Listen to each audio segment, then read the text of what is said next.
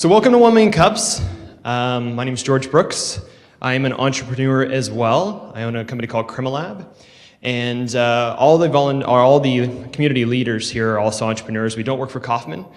We actually are here to be peers with you guys and to introduce other peers that are entrepreneurs trying to make things happen in Kansas City. A few ground rules for 1 Million Cups.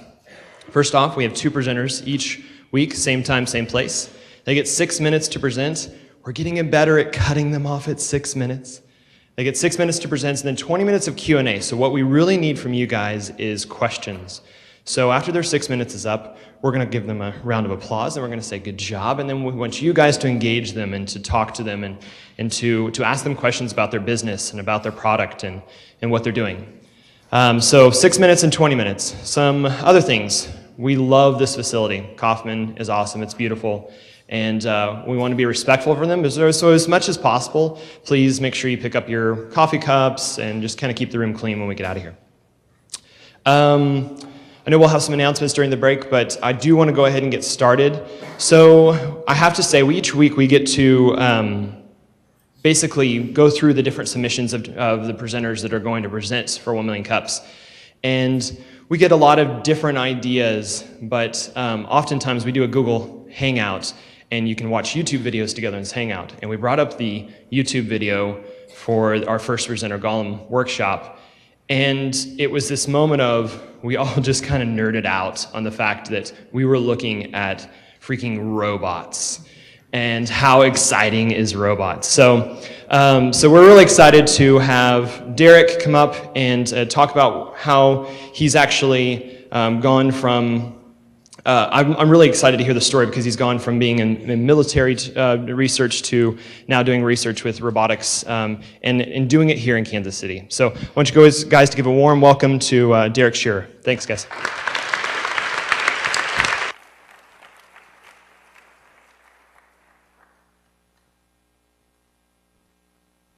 First of all, I can say that I can legitimately be here because this does have caffeine in it. It's more like an energy drink.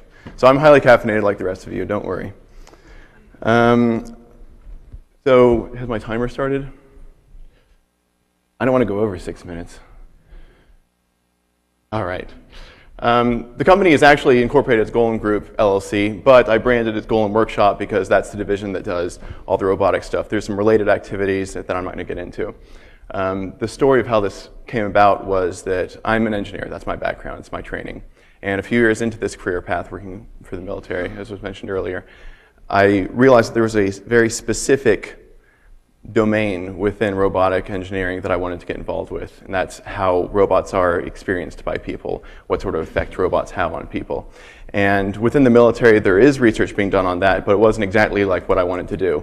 And I think that as entrepreneurs, a lot of us have the same kind of story, where at some point we're getting along well enough, certainly making enough money, and can keep going that path and get most of what we want out of life, or we can sort of, take the leap of faith and see if we can get everything we want to out of life and out of our careers, do pinpoint on the things that we love. And so that's what I decided to do, and fortunately it's worked out pretty well. Still a very early stage, I should say, and very small company. One of my goals is to keep the company as small as possible. I guess as an engineer, that's sort of an optimization problem. I want to find the minimum amount of resources that it's required to produce the desired outcome. And of course, that's something that you have to keep working on and going as the company continues forward, but it's an exciting thing. So, all right, I want to talk about what I see as the next big revolution. Not just me, but certainly it's something that's being noticed by many. Robots are cool, and they're coming into their own, really. So when I say revolution, something that you can think of immediately is the computer revolution or the digital age that we're living in now. Just the fact that this QR code popped up on the screen a few minutes ago, and it was expected that we could all hop onto the internet of people connected all over the world, people we can communicate with, and any information you want is obtainable. And anything you want to see, you can see immediately. That's a revolution. And I won't go into detail because I think anyone who's experienced it knows what I'm talking about.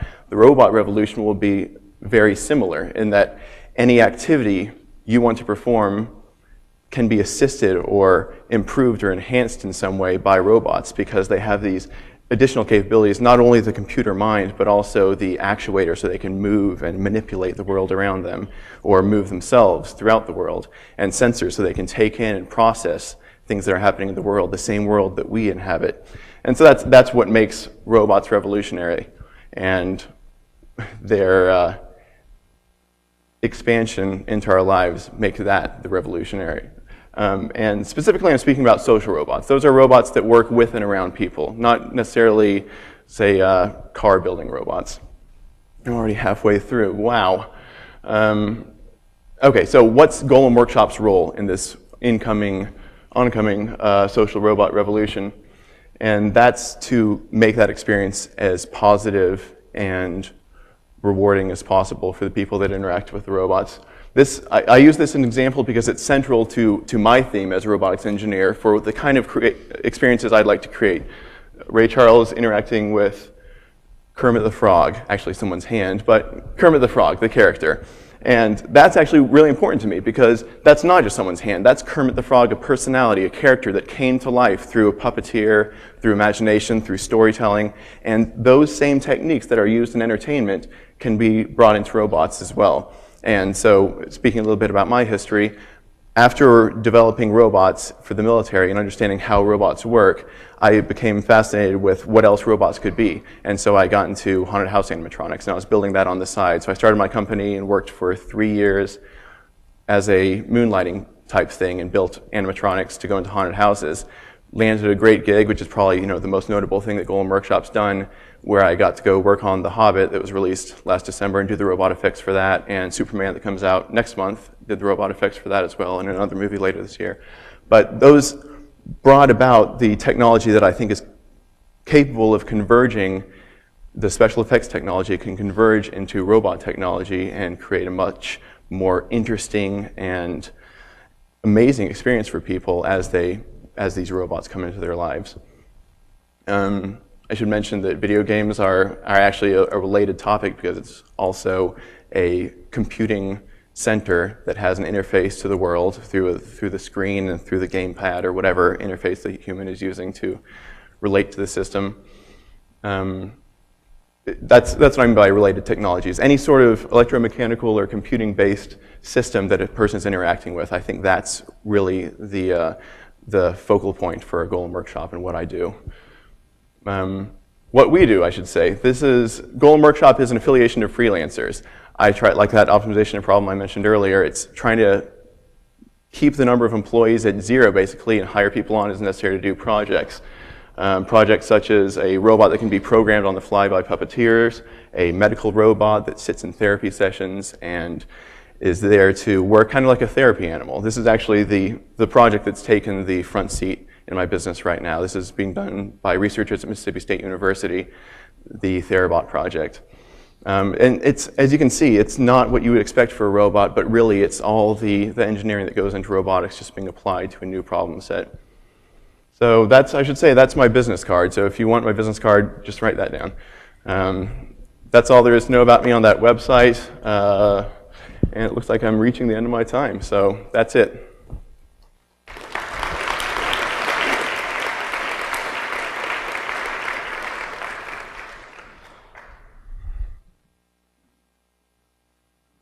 So let's go ahead and open up for questions. We're going to do our best to bring around mics to you guys as well, so you guys don't have to feel awkward about walking up to the front of the room. So anybody have any questions?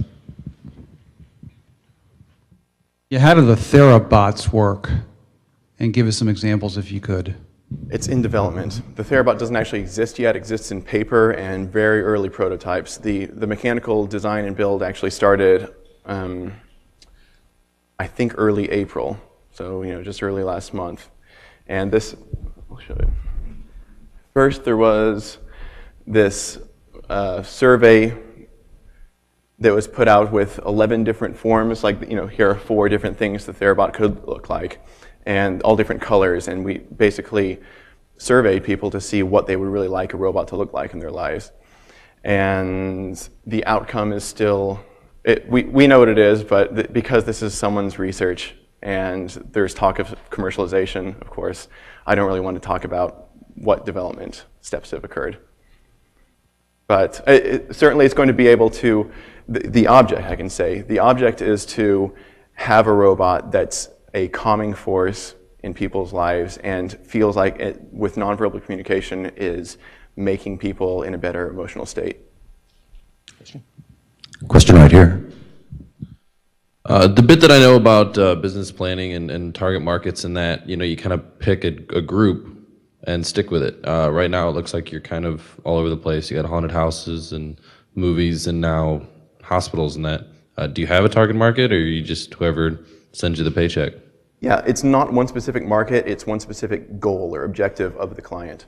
And that is to, if their goal is to use robots or related technology, meaning any sort of electromechanical, computer-based systems, to create experiences for people, then that's my market, that's where I can come in.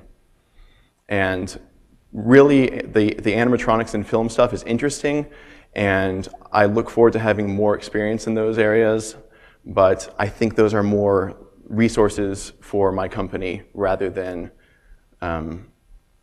revenue sources for my company, because we take the technology that exists there and the experiences that we have there and bring that into creating these robot prototypes and development platforms. That's really the central core of our business. So that's our target market. Another question here. Yeah. Hi. You mentioned the comparison between Kermit and your product and kind of that relationship. So is the goal with Therabots or with any of these to actually have a component where they are actually, and can they react to human, can they sense human emotion? Ooh, gosh. You had me until can they sense emotion, because how do you sense emotion? They can certainly respond to like squeezing. They can respond. There are sensors out there that can evaluate skin conductivity, so how much someone's hands are sweating. And that we can use sort of like a polygraph test. You can't really detect if someone's lying. You can detect if their hands are sweating and their heartbeat changes and that sort of thing. So there are ways of sensing it that way. And I think another part of your question was how they relate to the person.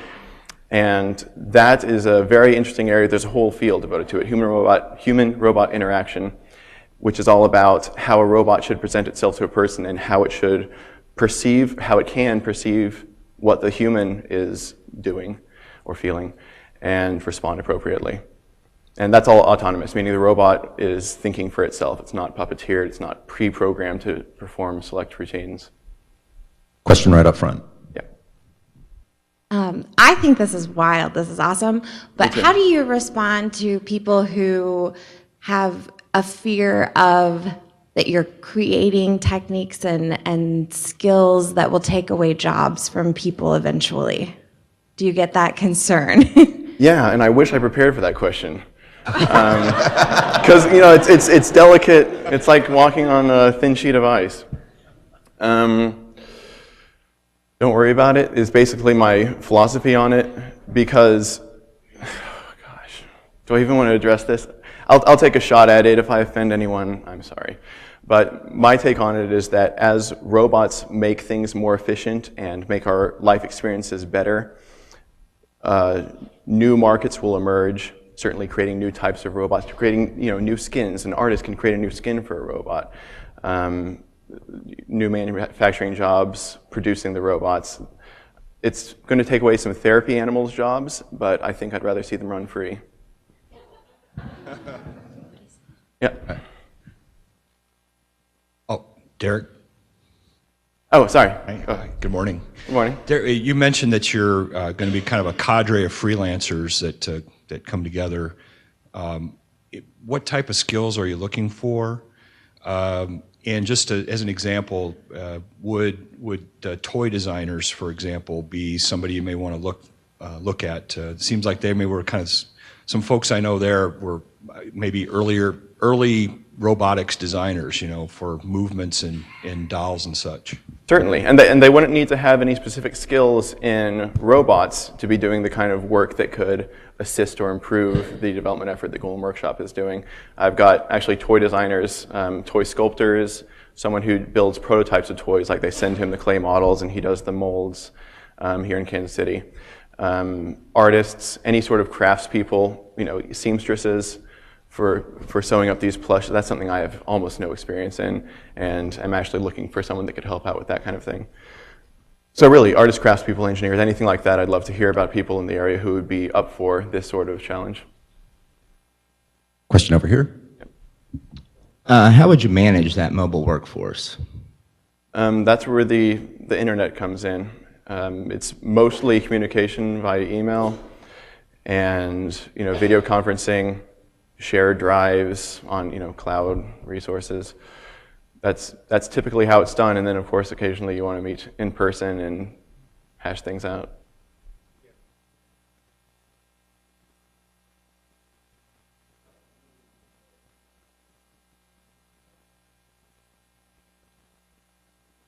I'm not sure I follow. Like if, when would I need to scale it up? Well, I'm saying, do you have any strategies other than just those? I mean, are you handling all these different people in physical space versus virtual space? It's sort of, I don't really have a strategy for it. It's when a project comes up, like probably the biggest project I've done with Golem Workshop exclusively, without any working for any other companies or partnerships with any other companies, is what's called the Brute Golem, which isn't here, but it's the big monster head that went into a haunted house. And that was sort of developing a network of these free agents and continuing to expand that network and then communicating with them directly as specific tasks in the development came up. It wasn't even like, in 8 months, we will need someone to create fiberglass molds. It was like, the fiberglass, or the true story, the plaster molds aren't working on this. They're too heavy and they're not casting the materials as we expected they would. Therefore, we have to use fiberglass. So let's find a fiberglass person. And fortunately, we had someone that was able to do that. So it's kind of that ad hoc approach to it. And maybe there's room for a better strategy. Back here. Yeah. If I understand your current model, it's to have freelancers that are hired guns to do prototypes for new designs or for a one-off. Is that correct?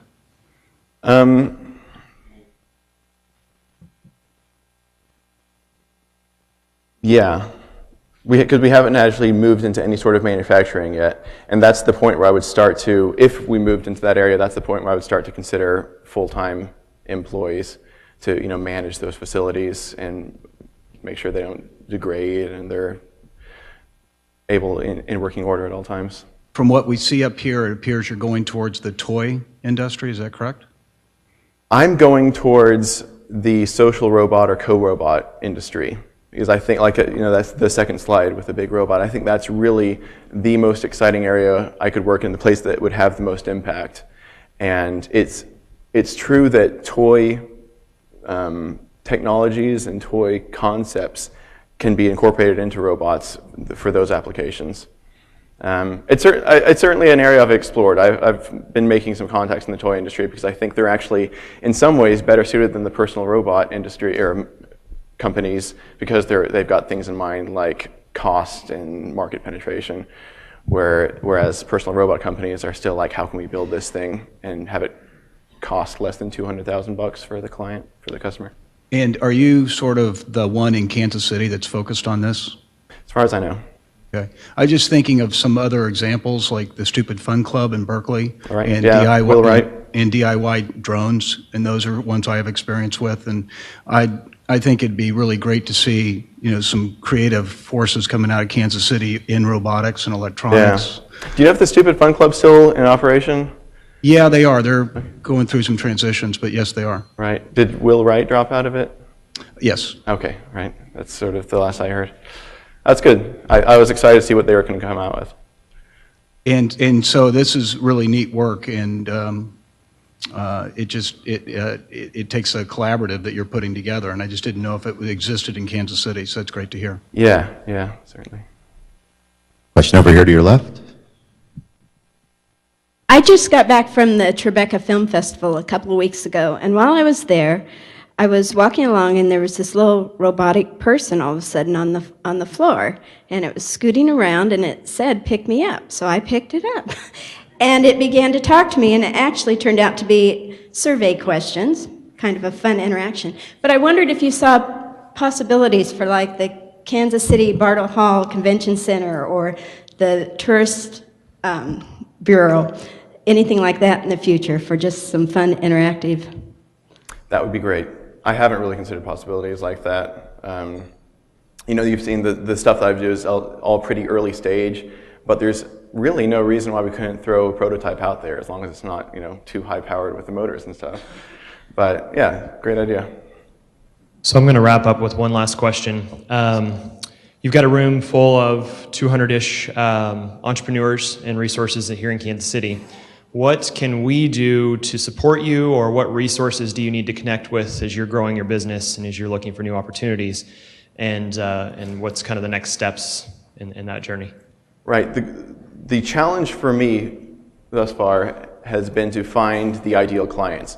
And really that's going to remain my challenge because, as I mentioned very early on, I got into this business because I want to work with ideal clients doing the specific things that I love, and not really, I don't want to use the word selling out because that has a negative connotation. It's really just a different way of doing business. So finding those ideal clients is something that anyone can help me out with. If you see someone who wants to use a system like any of those I've described, any sort of robotic components to create experiences for people, it could be in restaurant theming, you know, haunted attractions. I've spoken with the Kansas City haunted attractions guy, so actually that one's covered. But you know what I mean. Looking for the clients that are going to benefit from this sort of partnership or product. And what else is mentioned earlier, finding people who would want to collaborate with me. Those are artists, engineers, craftspeople. It seems like almost any job that fits into those categories could potentially contribute to a project that Golden Workshop might have down the line. So those are the two things, really. Awesome. Great job. Thank you very much. Thank you. If you guys have any more questions for our entrepreneurs, be sure to grab them afterwards and connect with them. That's what this room is about. So, good morning. So we have a couple of announcements here in the middle. The first one that we want to bring your attention to is May 22nd is Seth Godin's Icarus Sessions. And so those sessions are basically a way to highlight your art and help get you to make presentations like this and be able to share, these are the creative things that I'm doing, and doing it a little bit more boldly. So again, that is May 22nd at Californo's in Westport. So that's the first announcement. And then also, if Larry Yang, I talked to you a little earlier. Yeah, he's got an announcement. Thanks. Hi, morning, I'm Larry Yang. I run product management for Google Fiber. Later this morning, I'll be hosting a live stream of the Google I/O keynote address, where Google makes announcements for new products and services and gives some cool demos. I'll be over at the Google Fiber space on State Line at Westport. The keynote starts at 11 o'clock, and I hope to see you all there. Thanks.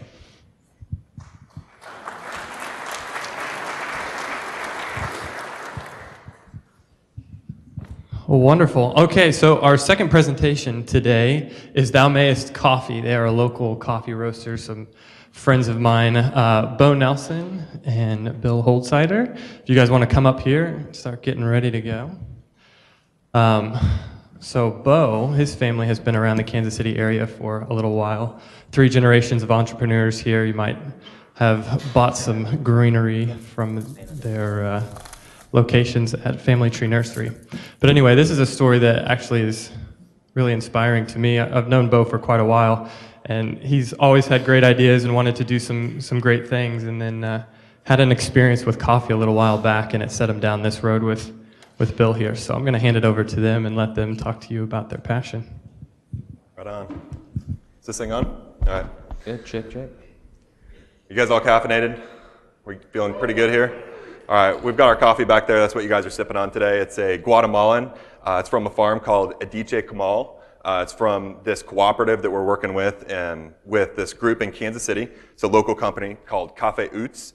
They've got people on the ground in Guatemala, and that's the biggest thing for us, is working with these aspects of justice, of truth. Those things can seem like these kind of abstract thoughts, but really, like this is just a story. And really what we're trying to do is just tell you our story, and we're just kind of laying it out here. It's so crazy because like when you're out there and you're watching this, it always just, seems like, oh yeah, just get up there and start moving around and saying things. But we're gonna try to give this thing a go here and try to make sense of it all, because this has been going on for years. Like you said, my name is Josiah Nelson, but everybody knows me as Bo. Grew up here in Kansas City from a small business family called Family Tree Nursery. So this business ethic, it runs in my blood. I went to UMKC, studied architecture, sustainability, and philosophy.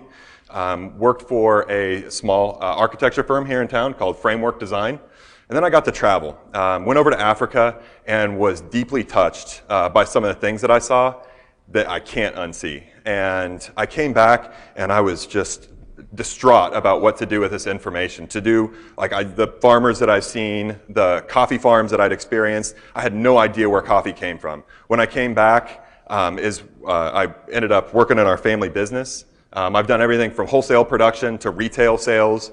What else have I done? Landscape design. And so that's kind of my story, and that's where I'm at now. And so I came back from Africa, and then I ran into Bill. So I'm Bill Holzheiter, and I grew up in Metro Detroit.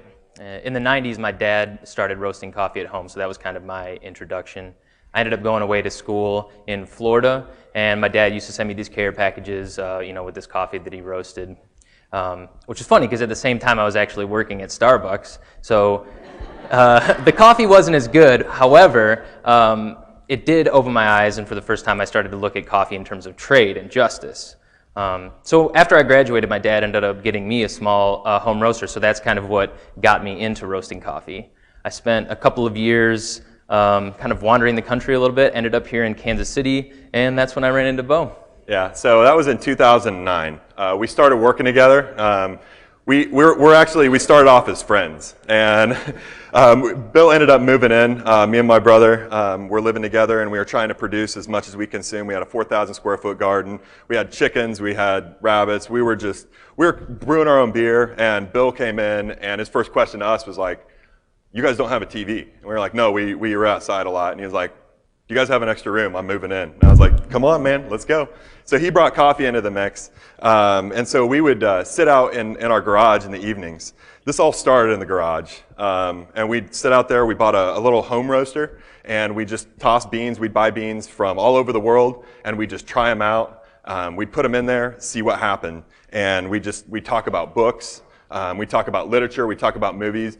And we just cultivated these relationships. So that's the foundation of our company, is sitting around talking and not only having these ideas, but doing something about it. So we just asked ourselves the question, I wonder if people would enjoy this product as much as we enjoy it. Yeah. So we really had to ask, is this something we can do, for a living? Can we give something back? Can we produce something beautiful? Really the question was, how can we get this to people? And how can we add to the city? I mean, this city's given us so much. How can we give back? Yeah, so one evening we opened up a bottle of bourbon, and we got a piece of trace paper, and this is our original business plan. So it starts off kind of clean. By the end, it gets a little sloppy and really sappy and emotional, and so yeah, that was fun. And we've just kind of put this on our wall to remind us what it is that we're doing. So it was kind of our truth serum. It just it brought our hearts out, and it put it on the paper.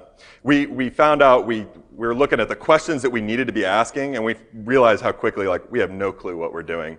So we're just kind of taking the leap into it.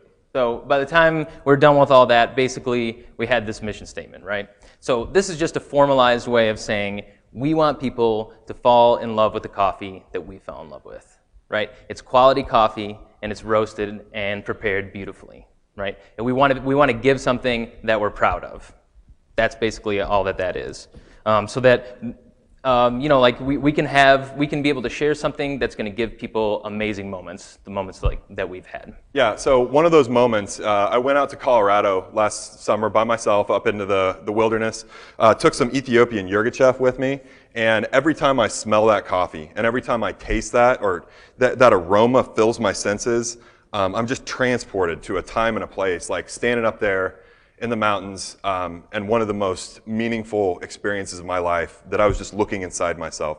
And the purpose of our coffee is to give other people those types of moments, that warm nostalgia that just kind of fills you. Right.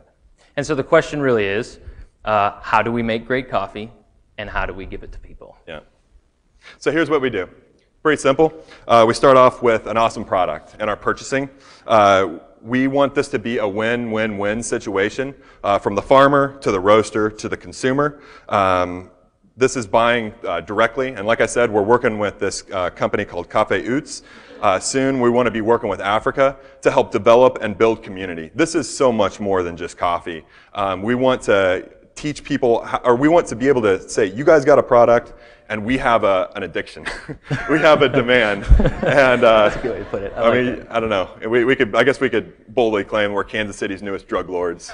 So just out there slinging beans, trying to make a difference in people's lives.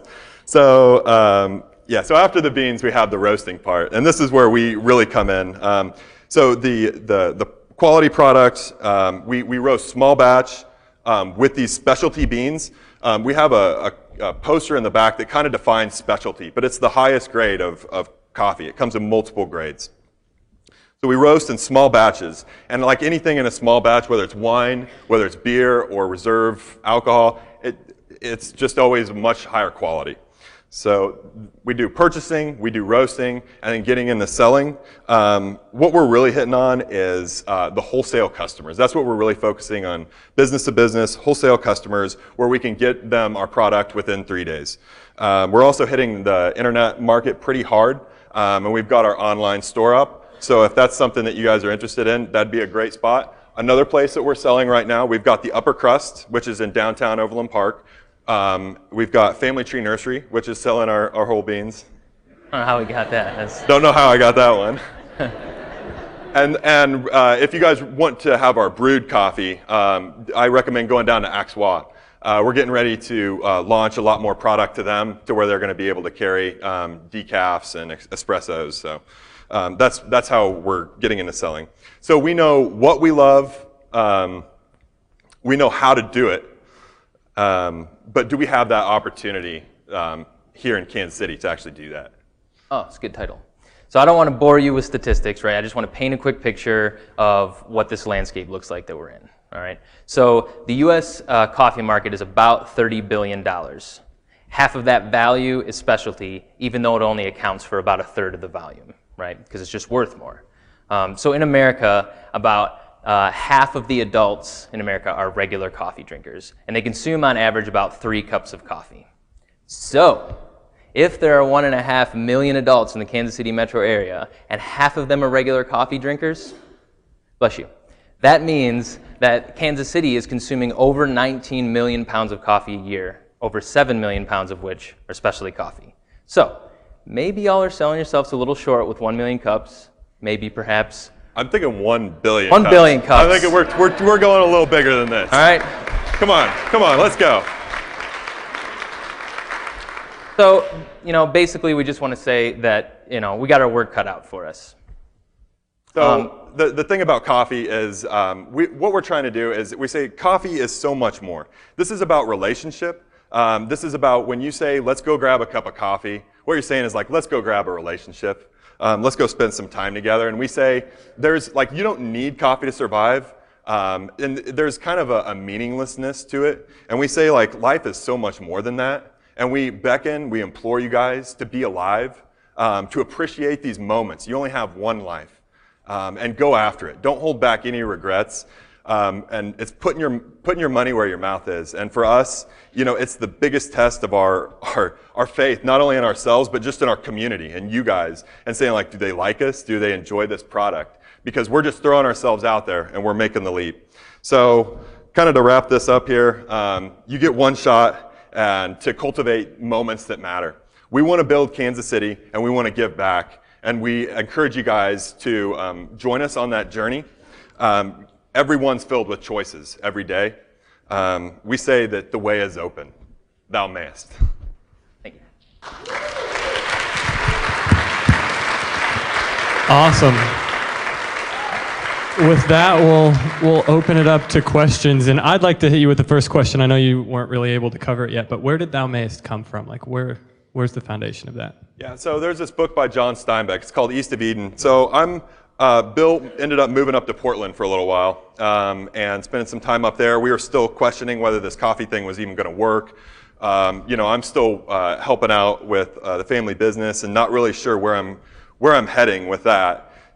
Bill calls me one night and he's like, dude, this hypothetical coffee company that we're going to start, if we do it, I've got the name. He was like, have you read East of Eden? I was like, not yet. And so I picked it up, read it, and he was like, you tell me when you get to page 300.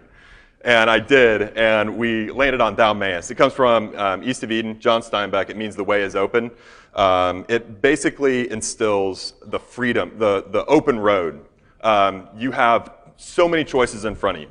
The choice is yours. Little Geddy Lee shout out with some Rush, getting some free will involved.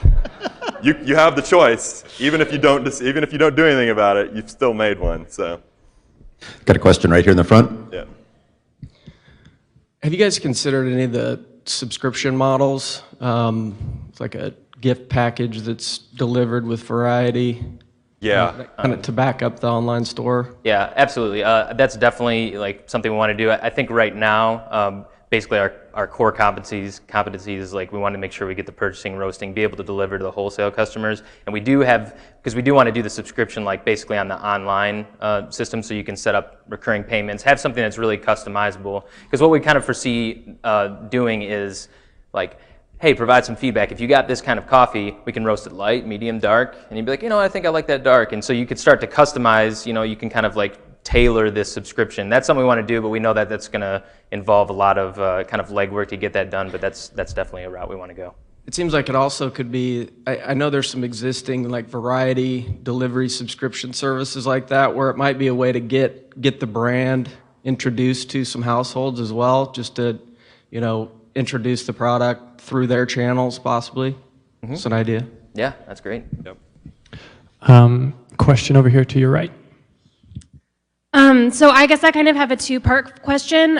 First of all, I would like to know a little bit more about how you guys regulate kind of the social justice portion of that. Like, how do you make sure that the farms you're working with are legit and they're paying their workers and treating them well?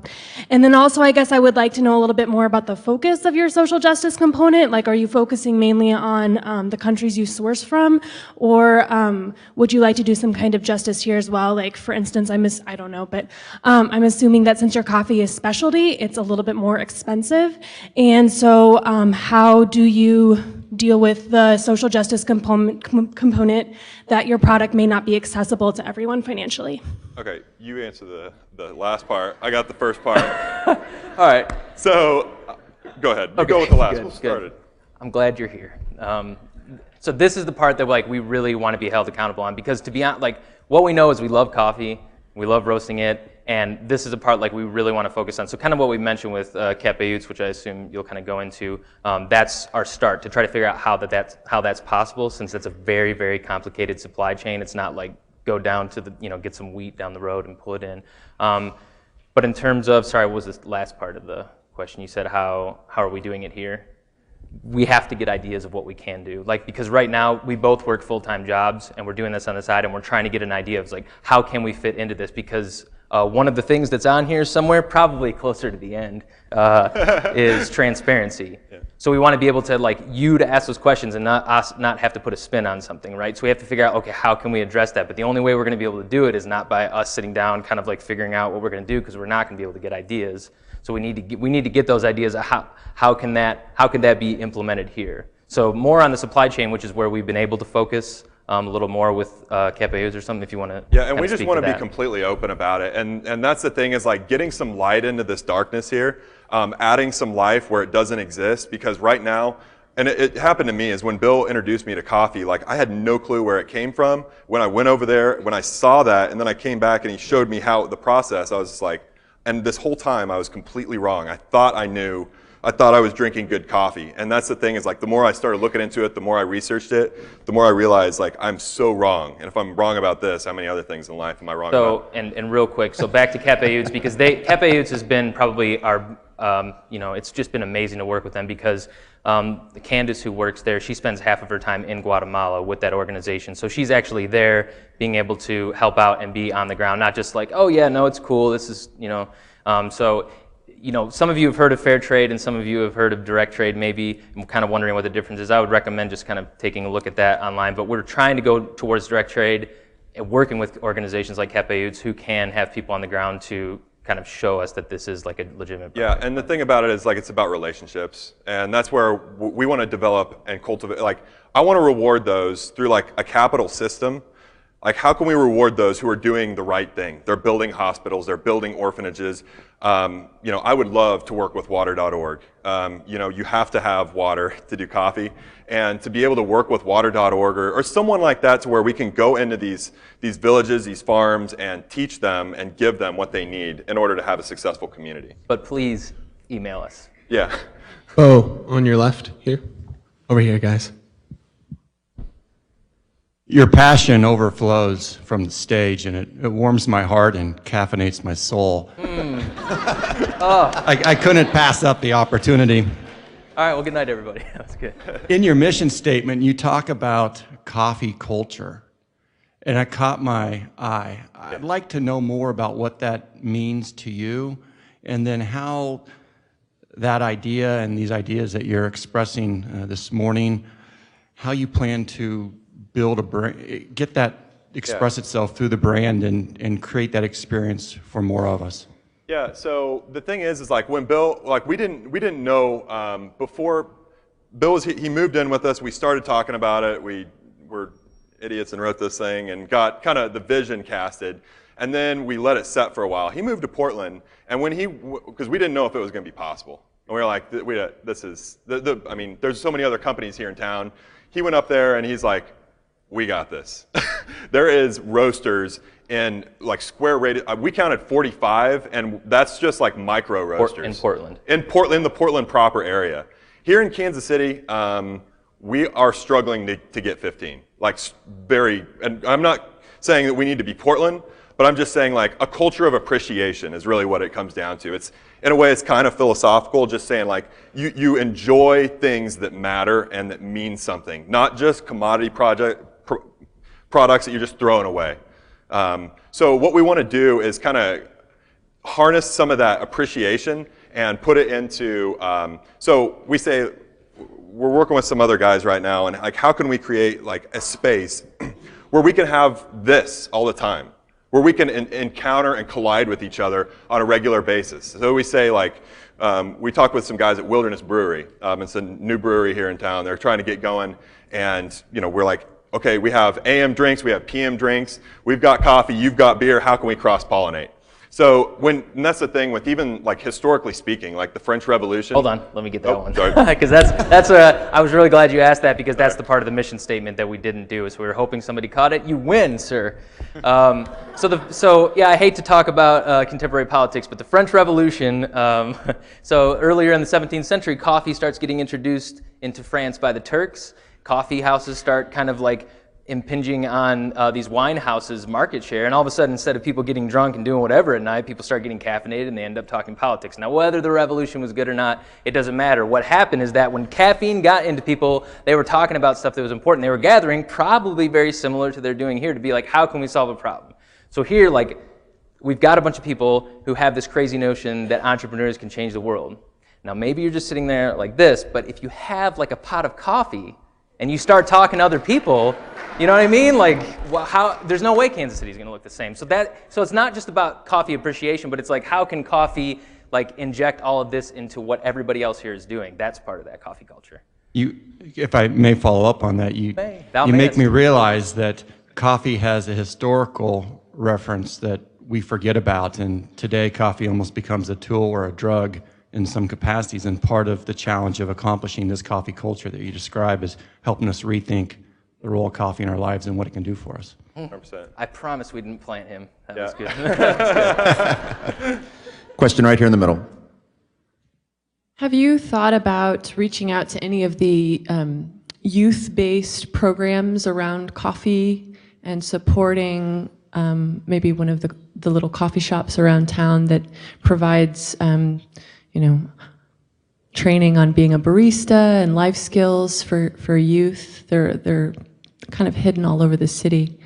But have you thought about maybe a percentage of your proceeds? I know you're a young company and maybe giving away your reserves isn't appealing, but I think if you created a brand identity that really embodied what you say that you want to do as far as social justice, I think you're doing that in your buying practice, but if you did that in our community, you could really... Yeah. No, and that's the thing is like, my biggest thing is to like, this city, it raised me, and I want to be able to give back as much as possible. The things that I find meaning in life and that I'm invigorated and passionate by, it's not in terms of currency, it's in terms more of in relationships. That's just me personally. I've talked to a couple different companies here in Kansas City.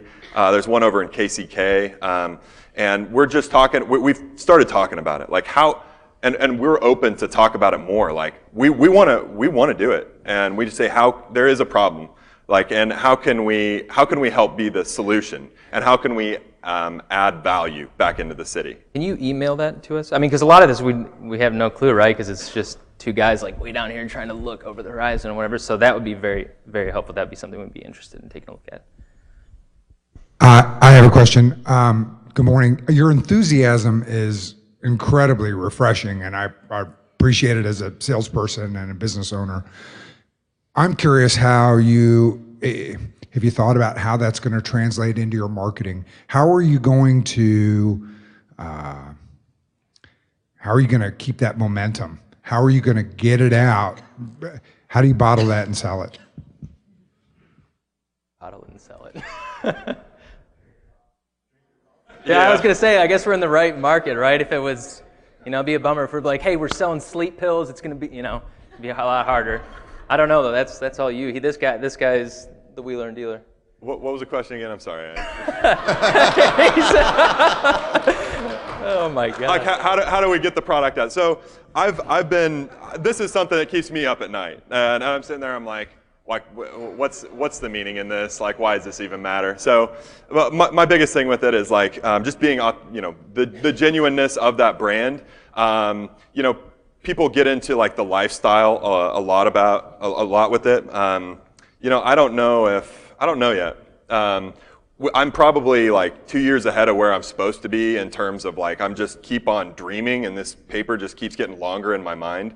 How do we get out there? Gosh, yeah. So far, it's just been a lot of these like meeting conversations. Like, who here knows us outside of coffee?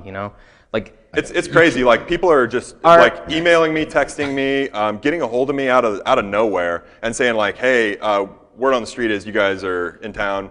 Like XWA, they just called me up out of the blue one day and were like, hey, we want to serve your coffee. I was like, you haven't even tried it yet. They're like, we'll give you a shot, and we're like, okay, great. And so that's when we were like, we thought this was going to take 2 years to get out of our day job, and we're like, within 2 months, we're already like, we're making money already. And I think the thing is like, a lot of this is kind of philosophical, like romantic sounding, a little naivete or something like that, which is healthy, I think, right? It's pretty vibrant. But like any of these people that know us outside of this, like we didn't make this up for the presentation. Like you will be hard pressed to get out of a conversation with us without us like alluding to like meaning or meaninglessness, like life or death, or what is beautiful, what is true, what is just, what is good. Like these things consume us. So I don't know if that's going to take us, because we're younger, and we're stupid, but we got to kind of figure that out on the way, like how long will this momentum take us? Because obviously it's something that's like kept us going. It's what got us this far. All right, got a question right here. Hi there. First and foremost, you had me at the mustache. I love it. It's actually my other full-time job. It's really cool. My 16-year-old's digging you. He actually drew a picture of you. I swear I didn't. Okay, first and foremost, I really do value the authenticity of you guys, and that's what sold me. And I actually went to your website and bought coffee while I was sitting here because of who you are. And I don't know if you have videos on your site, but that's what sold me is who you represent. And the first thing I thought of was coffee with a conscience. Yeah. Okay, because I can buy any coffee bean, but I love what you guys are doing. Have you thought about doing an app that would actually allow me to go buy it immediately? Gosh, yeah. I know I'm probably thinking like No. I'm sitting here. I'm like, Google's coming to town. I'm like, so what's that mean with coffee? I'm like, I don't know yet. And I'm like, I'm open. There is a third part to us, another business partner, my best friend up in Michigan, who actually designed our website for us. He made the mobile, so when you load it up on your phone, you don't have to scroll. It's kind of built for that. So that is something we want to do because we want to make it easy so that when you're really excited, you can do it right there. Something like that. Well, I don't know what I bought, but I hope it's good. Great. It's awesome. And then last but not least, in regards to the future of coffee, I don't know if you've heard about alkaline coffee and if you've ever thought about going down that road and creating a product that's an alkaline-based coffee, but something for you to maybe consider and that would set you apart from everybody else in the marketplace. Yeah, and that's kind of what we're going into as well, is getting into the home and the home roasting community as well, because that's where we started, and we just want to kind of tip our hats to them and say, like, you guys brought us here. It's that vigor and it's that passion where we're not looking at a competition. We're saying, like, hey, why don't we all do this together? We're all in the same journey. Getting into solar roasting, how can we get off the grid? How can we start building stuff? I don't know. We probably do this too much. And True. When all is said and done, there's more said than none, of course. But it's like there's no way we can know what we can aim at unless we're looking at it, right? So a lot of this stuff is like, this has been really good to hear all these things that everybody's been asking. And Got another one for you over here, guys, in the standing. And this will probably be the last question. Well, we've got, 3 coffee barons in Kansas City now? You guys and Danny O'Neill? Yeah, sure. Yeah. I know how you differentiate yourself now with your culture, but my question is, how are you going to get into retailing at all? Are you going to have outlets? You found that question. Coffee shops that are branded? Yeah, so that's kind of because we really want to hit on wholesale, and so when you're getting into wholesale, a lot of times you start stepping on toes of other coffee shops. Really, what we want is to create a space where stuff like this can happen and where we can roast, but also like where we can present. So if somebody's interested in our coffee, we're like, hey, come down to our space. We're going to present it for you. We're going to try it out, and that's kind of our shop, I guess, if you will. So we don't really I'm not interested in coffee shop management. I'm interested in coffee shops getting a hold of me and being a supplier for that. And if somebody comes along and who is like really passionate, and after, starting up a whole coffee retail part of it, it's just a whole nother animal though, is the retail aspect. So, yeah. Last one. I love your concept, the social aspect and all that. But I'm wondering about the chemicals on the coffee. Are you going to pursue an organic certification that will also differentiate yourself from the point of view of, being it pure and being it good for you? Yes, I think we're going to try to shoot towards that as much as possible. Actually, that question comes up sometimes with fair trade, which is a little difficult because of how much it costs the farm to be certified fair trade. But in terms of organic, yes, we want to pursue that as much as possible. When we launch our decaf, for instance, there are primarily 3 ways that you can decaffeinate coffee, 2 of which are chemical processes, and the last one, which is called the Swiss water method, so no chemicals are used, it's actually just water. So in that case, for instance, we want to do that. We basically, at the heart of this, we're purists, right? So we don't want pesticides, and we don't want all these chemicals to be present. So we want to reward those. We want that coffee to speak for itself, right? And so we don't want to use. Yeah. So yes, that is definitely a direction we're going, and we're actually able to do it. It's not an impossible thing, and it doesn't make it unrealistically expensive. Hi, John. We're at 10 o'clock, but I didn't want to break your complete thought. But I know there's a lot of other business questions that are still left out looming with the great minds that are in the room. Be sure to hook up with these guys and Golem afterwards. But it's 10 o'clock, and that's all the time that we have for 1 Million Cups this morning. Thank you guys so much, and we'll see you again next week.